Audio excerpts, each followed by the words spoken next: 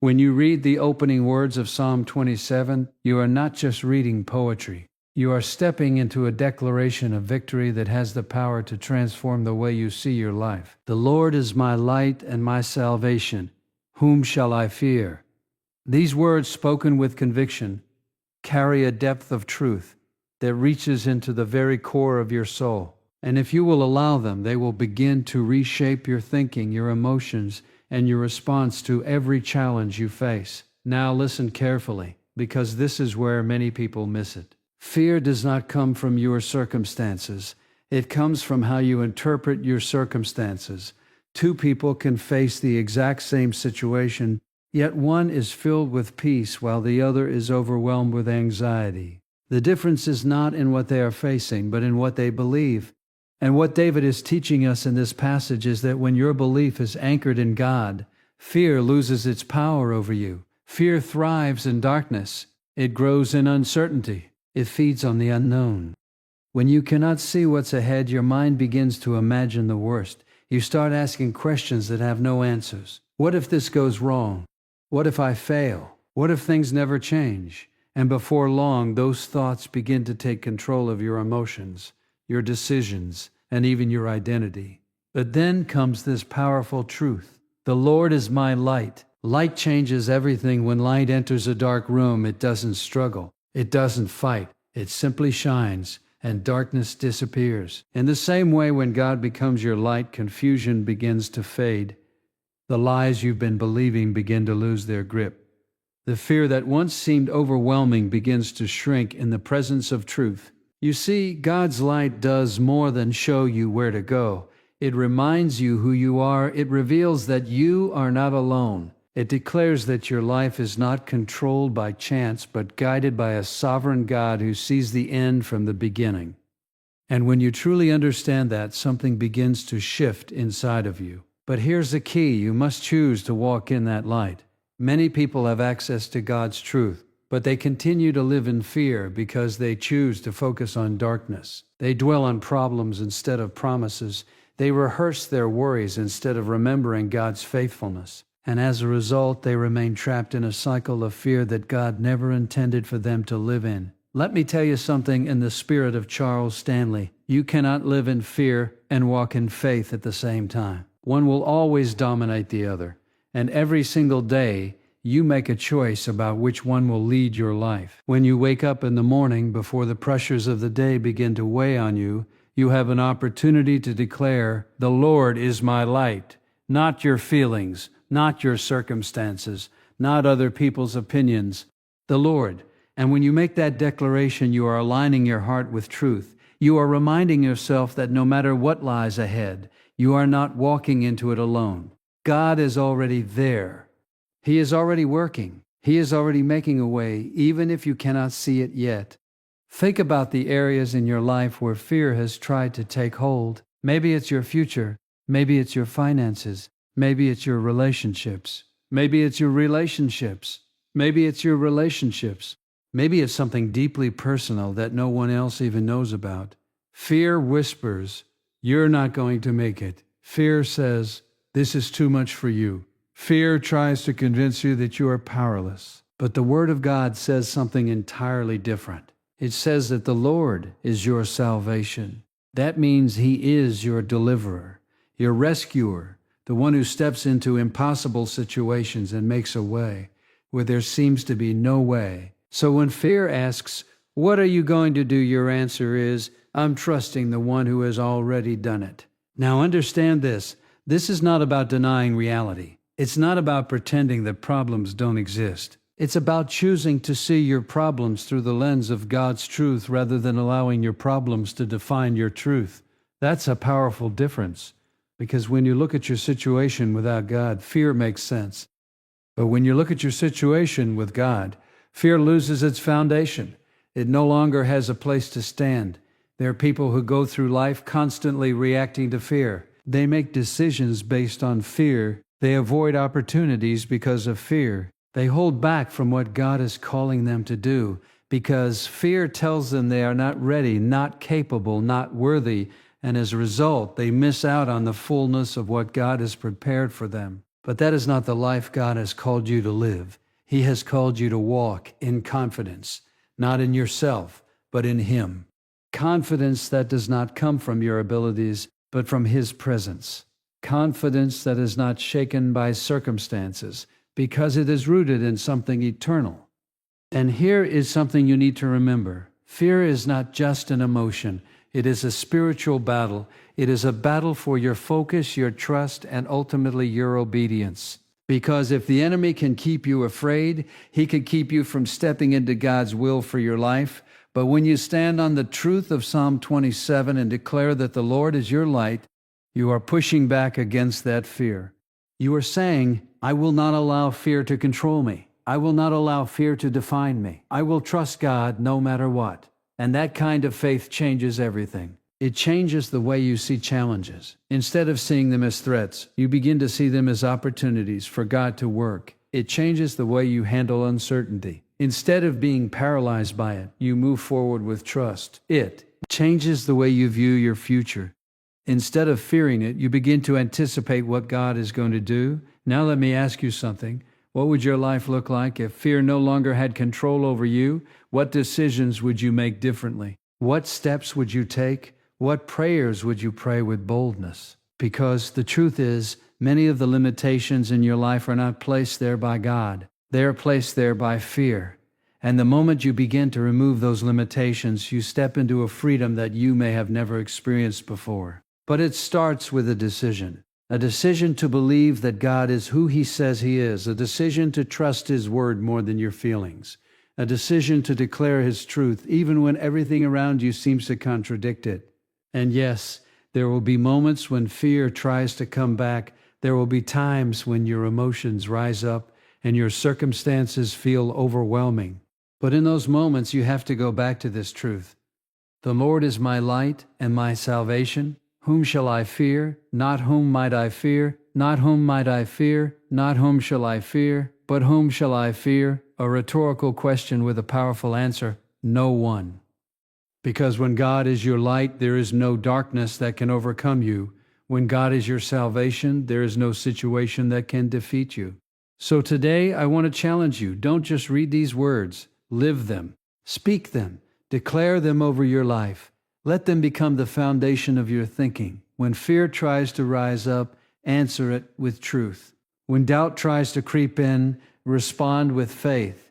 When uncertainty surrounds you, stand firm in what you know about God and watch what happens, because when you begin to walk in the light of God, fear begins to lose its hold. Step by step, day by day, you will find yourself becoming stronger, more confident, more at peace, not because your circumstances have changed, but because your perspective has. And that, my friend, is where real transformation begins. When you read the words from Psalm 27, the Lord is the stronghold of my life. Of whom shall I be afraid?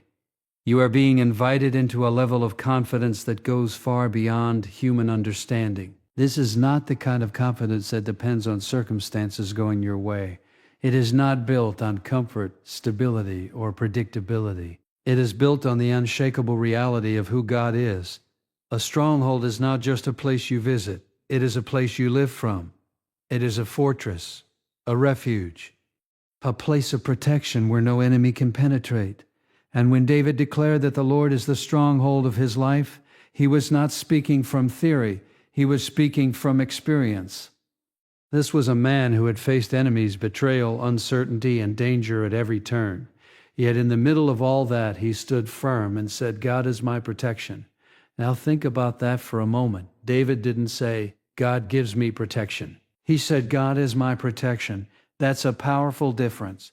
Because when protection is something God gives, you might wonder if it can be taken away. But when protection is who God is, then it is constant, unchanging, and always available. And this is where many people struggle. They believe in God, but they don't live with the awareness of His protection.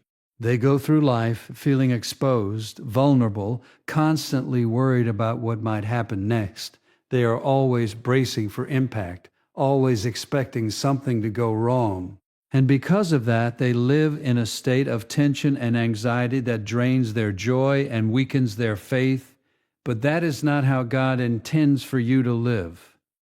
When you truly understand that the Lord is your stronghold, it changes the way you see everything. You begin to realize that your life is not fragile. Secure, not because nothing bad will ever happen, but because nothing can happen outside of God's control. That doesn't mean life will be easy. It doesn't mean you won't face challenges, but it does mean that whatever you face, you will not face it alone, and you will not be overcome by it. There is a deep peace that comes from knowing you are protected by God. There is a deep peace that comes from knowing you are protected by God. It is a peace that doesn't depend on what's happening around you.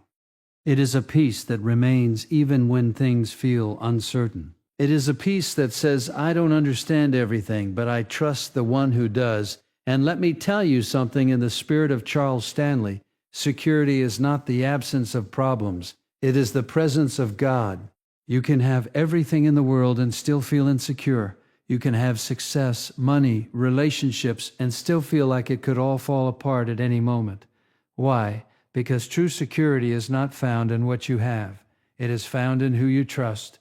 And when your trust is in God, your foundation becomes unshakable. Now consider how this truth applies to your daily life. Think about the situations that cause you the most stress, the things that keep you awake at night, the worries that keep playing over and over in your mind. In those moments, what you are really wrestling with is not just the situation. It is the question of whether you are truly safe. Fear asks, what if something goes wrong? Faith answers, even if it does, God is still in control. That is the mindset of someone who understands that God is their stronghold. Because when God is your stronghold, you are not living in fear of the future.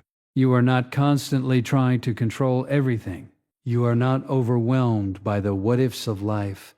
Instead, you are anchored in the assurance that no matter what happens, God is with you, God is for you, and God is working on your behalf. Now here's something very important. You must choose to take refuge in that stronghold. God is your stronghold, but you have to run to Him. You have to make the decision to place your trust in Him. Because if you continue to rely on your own strength, your own understanding, your own control, you will always feel vulnerable. You will always feel like it's all up to you. And that is a heavy burden to carry. But when you surrender that burden to God, something incredible happens. You begin to experience a freedom that comes from knowing you don't have to hold everything together. You don't have to figure everything out. You don't have to be strong all the time, because God is your strength. And that kind of trust doesn't make you weak. It makes you unshakable. There are people who appear strong on the outside, but inside they are filled with fear. They are constantly striving, constantly worrying, constantly trying to maintain control. But true strength is not about how much you can handle on your own. It is about how fully you can rely on God. And when you rely on Him, you discover that His strength is more than enough. Think about the battles you have faced in your life, the times when you didn't know how you were going to make it, the moments when everything felt like it was falling apart, and yet somehow you are still here. Somehow you made it through. That wasn't by accident. That was the hand of God protecting you, guiding you, sustaining you, even when you didn't realize it. And if He has been faithful in the past, He will be faithful in the future. So why live in fear? Why allow anxiety to dominate your thoughts when you have a God who is your stronghold? Why carry burdens that God never asked you to carry? You see, fear often comes from a sense of responsibility that was never meant to be yours. You feel like you have to make everything work, fix everything, control everything. But the truth is, God never asked you to be in control. He asked you to trust Him. And when you release control and choose trust, you step into a peace that cannot be explained. Now, that doesn't mean you become passive. It doesn't mean you stop taking action or making wise decisions. It means that your actions are no longer driven by fear. They are guided by faith. They are guided by faith. You move forward not because you have all the answers, but because you trust the one who does. And even when things don't go the way you expected, you remain steady. You remain grounded because your sense of security is not tied to outcomes. It is tied to God's presence. This is the kind of life that God is calling you to live, a life where you are not easily shaken, a life where you are not constantly worried, a life where you are not controlled by fear, but a life where you are rooted in the unchanging truth that God is your stronghold. And when that truth becomes real to you, it will change the way you respond to every situation. When challenges come, you won't panic, you pray. When uncertainty arises, you won't be overwhelmed, you trust. When fear tries to creep in, you won't give in. You won't give in, you'll stand firm, because you know where your refuge is. You know where your strength comes from. You know that no matter what happens, you are safe in God's hands. And that doesn't mean nothing will ever hurt you. It doesn't mean you will never face loss or disappointment. But it does mean that those things will not have the final word in your life, because God is greater, greater than your fears, greater than your circumstances, greater than anything that comes against you. So today, I want you to take this truth and hold on to it. Let it sink deep into your heart. Let it shape the way you think. Let it guide the way you live. The Lord is the stronghold of my life. Of whom shall I be? Be afraid. Say it when you feel weak. Say it when you feel overwhelmed. Say it when fear tries to rise up. And as you do, you will begin to experience a shift. Fear will start to lose its power.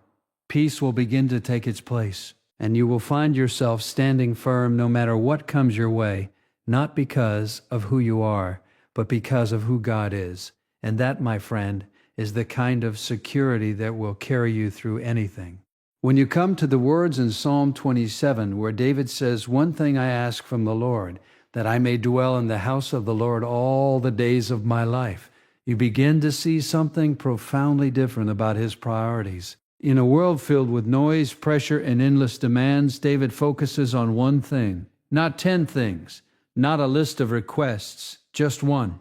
And that one thing is presence. Now think about that carefully. David had responsibilities, he had battles to fight, people to lead, decisions to make. He lived under constant pressure. Yet in the middle of all that, he did not say, "Lord, give me more strength," or "Lord, fix all my problems," or even, "Lord, make my life easier." Instead, he said, "I want to be with you." That tells you something about where true strength comes from. You see, most people are chasing results. They want peace, success, clarity, breakthrough. And there is nothing wrong with those desires. But what David understood is that when you seek God's presence first, everything else flows from that. Peace is not something you chase. It is something you receive when you are close to God. Strength is not something you manufacture. It is something that is imparted to you when you spend time with Him. But here's the challenge. We live in a world that constantly pulls us away from that kind of focus. From the moment you wake up, your attention is under attack. Notifications, responsibilities, worries, conversations, plans, they all demand your attention. And before you realize it, your mind is already filled with everything, except the one thing that matters most. And that is why so many people feel drained, overwhelmed, and disconnected. It is not because they don't believe in God. It is because they are not consistently seeking His presence. Let me say it plainly in the spirit of Charles Stanley. You cannot experience the strength of God if you neglect the presence of God. It doesn't happen by accident. It doesn't happen occasionally. It happens intentionally. David said, "One thing I ask." That is a decision. That is focus. That is priority. And if you are going to experience the kind of life David is describing, you have to come to a place where seeking God is not just something you do when you have time. It becomes the foundation of your day. Now imagine what would happen if you started every morning this way. Before you check your phone, before you think about your problems, before you step into the responsibilities of the day, you pause, you quiet your mind, and you say, "Lord, I want to be with you." No rushing, no distractions, just presence. At first, it may feel unfamiliar. Your mind may wander. You may feel like nothing is happening. But don't let that discourage you, because what is happening in those moments is deeper than what you can feel. You are aligning your heart with God. You are positioning yourself to receive from Him. And over time, something begins to change. You start to notice a peace that wasn't there before. You begin to respond differently to situations that used to frustrate you. You find clarity in decisions that once confused you. Why? Because you are no longer operating from your own strength. You are drawing from God's presence. Now here is something very important. God's presence is not just a place you visit. It is a place you learn to live from. Many people treat time with God like an appointment. They check it off their list and move on with their day. But David's desire was not just to visit the house of the Lord. It was to dwell there, to remain, to abide. That means carrying the awareness of God with you throughout your day. When you are at work, He is with you. When you are making decisions, He is with you. When you are facing challenges, He is with you. When you are facing challenges, He is with you. And when you begin to live with that awareness, it changes everything. Because now, instead of reacting to life on your own, you are responding with God's guidance. Instead of being overwhelmed by pressure, you are sustained by His presence. Instead of feeling alone, you are constantly reminded that you are not. But this kind of relationship requires something from you. It requires attention.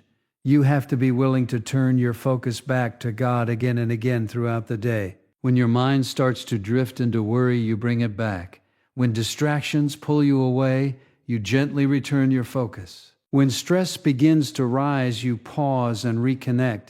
And as you do, you begin to develop a rhythm of living that is centered on God. Now let's talk about something deeper. David didn't just want to be in God's presence. He wanted to gaze upon the beauty of the Lord. That speaks of relationship, not obligation, not routine, but genuine desire. He found joy in God, and that is something many people have lost. They see time with God as a duty rather than a delight. Something they should do rather than something they long to do. And because of that, they miss the richness of what God is offering. Because God is not just a source of help, He is the source of life. He is the source of life. In His presence, you find rest for your soul. In His presence, you find healing for your heart. In His presence, you find direction for your path. And the more you experience that, the more your desire for Him grows. It becomes less about discipline and more about relationship. You begin to look forward to those moments with God.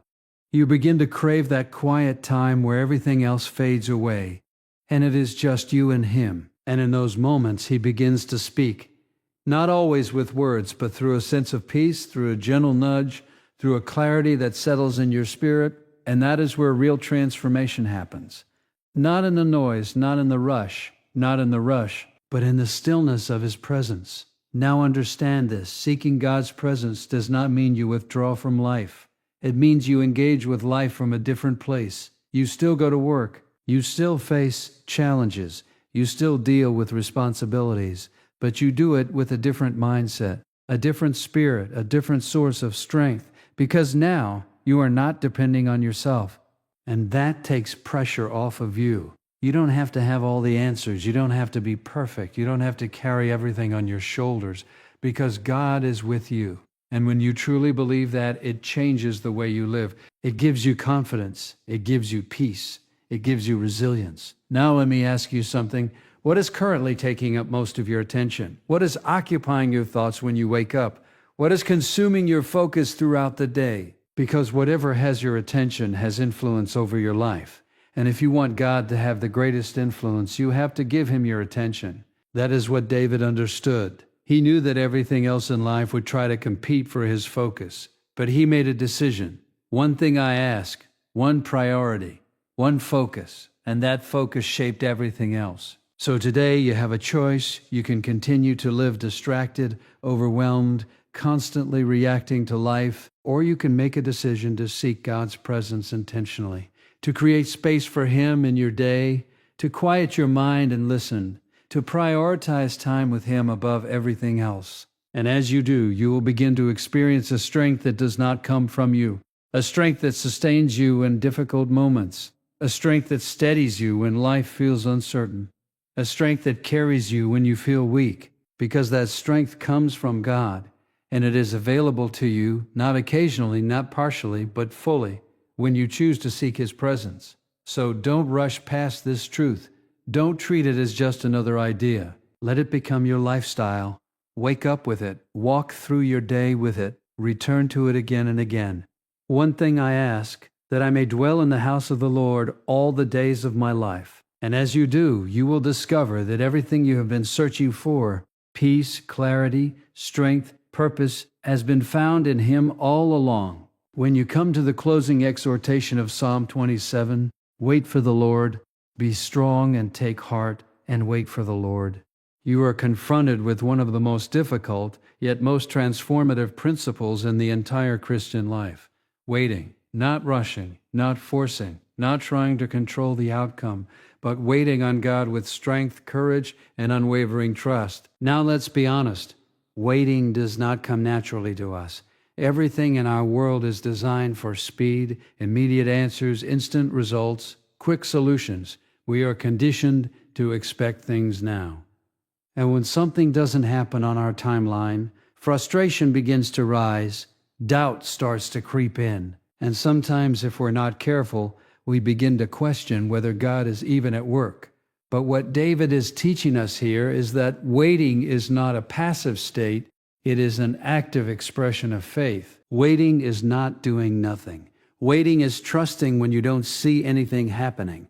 That's a profound difference, because many people equate waiting with inactivity. They think if nothing is changing, then nothing is happening. But in God's economy, some of the most important work is done in the unseen, behind the scenes, beneath the surface, in ways that you cannot measure with your eyes. And this is where your faith is tested. Will you trust God when you don't see progress? Will you remain steady when there are no immediate results? Will you continue to believe when everything around you seems unchanged? That is the essence of waiting on the Lord. Now listen carefully in the spirit of Charles Stanley.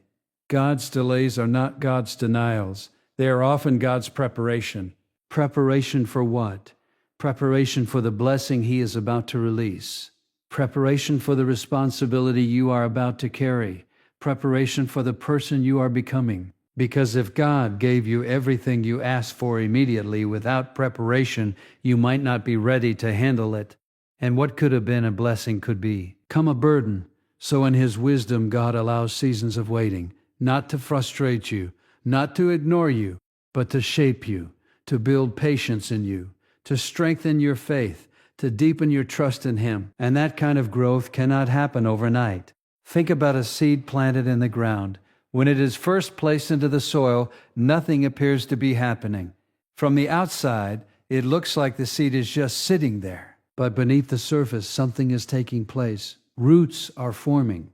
Foundations are being established. Life is beginning to develop in ways that are invisible to the eye. And in the same way, when you are in a season of waiting, God is working beneath the surface of your life. He is aligning circumstances. He is opening doors you cannot see yet. He is closing doors that would have led you in the wrong direction. He is preparing you for what is ahead. And just because you cannot see it does not mean it is not happening. But here is where many people struggle. They grow impatient. They begin to think, maybe I need to take matters into my own hands. Maybe God is not going to come through. Maybe I need to make this happen myself. And in that moment, they step out of God's timing and into their own. Now, sometimes things may seem to work out for a while, but eventually the consequences of acting outside of God's timing begin to surface. Because anything built outside of God's will lack the foundation needed to sustain it. That's why waiting is so important. Waiting keeps you aligned with God's timing. Waiting keeps you dependent on His guidance. Waiting keeps your heart in the right place. And yes, it can be uncomfortable. It can stretch you. It can test your patience in ways you never expected. But it also produces something valuable, spiritual strength. Be strong and take heart, David says. Notice that strength is required. D in waiting. Why? Because it takes strength to trust when you don't understand. It takes courage to hold on when everything in you wants to give up. It takes faith to believe when there is no visible evidence. But the more you wait on God, the stronger you become, not weaker, not more discouraged, but stronger, because your strength is not coming from your circumstances. It is coming from your relationship with God. Now let me ask you something. What are you currently waiting for? Is it an answer to prayer? A breakthrough in your situation, a change in your circumstances? Whatever it is, I want you to understand this. You are not waiting alone. God is with you in the waiting. He sees your struggle. He hears your prayers. He understands your heart, and He is not ignoring you. Sometimes the silence you feel is not absence. It is a space where God is working in ways you cannot yet perceive. And when the time is right, everything will come together. But until then, you have a choice. You can wait with frustration, constantly focusing on what is not happening. Or you can wait with faith, trusting that God is working even when you cannot see it. That choice will determine your experience in the waiting, because two people can be in the same season of waiting, yet one is filled with peace, while the other is filled with anxiety. The difference is trust. Trust turns waiting into worship. Trust turns uncertainty into peace. Trust turns delay into expectation. And when you truly trust God, waiting no longer feels like a burden. It becomes an opportunity to grow closer to Him. Now understand this, waiting does not mean you stop living. You continue to move forward in obedience. You continue to do what God has called you to do. You continue to grow, to serve, to trust, but you do it without forcing outcomes. You do it with an open hand, saying, Lord, I trust why. Our timing and that kind of surrender brings freedom, freedom from anxiety, freedom from pressure, freedom from the need to control everything. Because you know that God is in control. And when you know that, you can rest, not because everything is resolved, but because you trust the one who is resolving it. Now there will be moments when waiting feels long, moments when you are tempted to give up, moments when you wonder if anything will ever change. But in those moments, you must go back to this truth. Wait for the Lord, be strong, and take heart and wait for the Lord. Not once, but again and again. Because sometimes the waiting is longer than you expected, but so is the reward. When God finally moves, it will be worth it. When the breakthrough comes, it will be at the right time. When the answer is revealed, it will be clear why you had to wait. And you will look back and realize that every moment of waiting was preparing you for that moment. So don't rush the process. Don't try to skip the waiting. Don't allow impatience to push you out of God's will. Stay where God has placed you. Trust what He has promised you, and wait with expectation, because God is faithful. He does not forget His promises. He does not overlook your prayers. He does not abandon His plans for your life, and at the appointed time, He will act. So today I encourage you, embrace the waiting, lean into it, trust in it, because even now God is working. Even now He is preparing something for you. Even now your breakthrough is closer than you think. So be strong, take heart, and wait for the Lord.